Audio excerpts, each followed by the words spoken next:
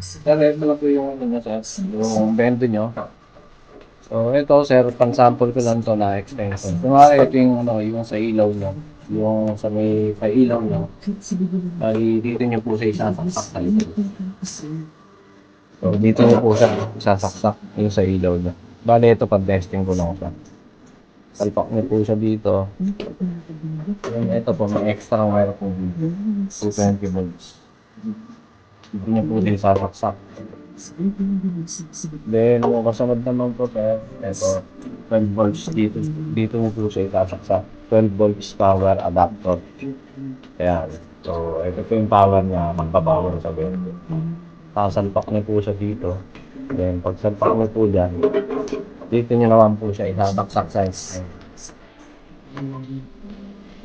extension ng, ano, ng outlet. Tapos, saksak niyo yung window na siya. So, ngayon, sir, hindi siya gagana yung output nito. Hindi siya gagana kapag nilugan mo, hindi pa nakasaksak to. Dapat nakasaksak. Yung dalawa po yung nakasaksak sa ano, extension, sa adapter. Sa outlet. Bali, isang saksak mo po siya para gumana na po siya. So, ganun na po nangyayari. So, ganun po yung pangatlong bendo natin.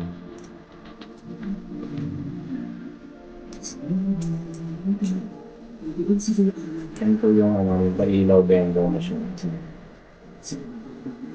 Gagamitin sa copper pot na order sa akin isa.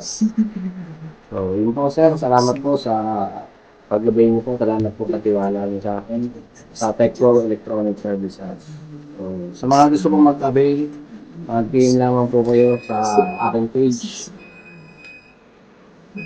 sa mga bendo machine na ganito. So, yun lamang po. Salamat po sir sa paglabay dito sa tiwala.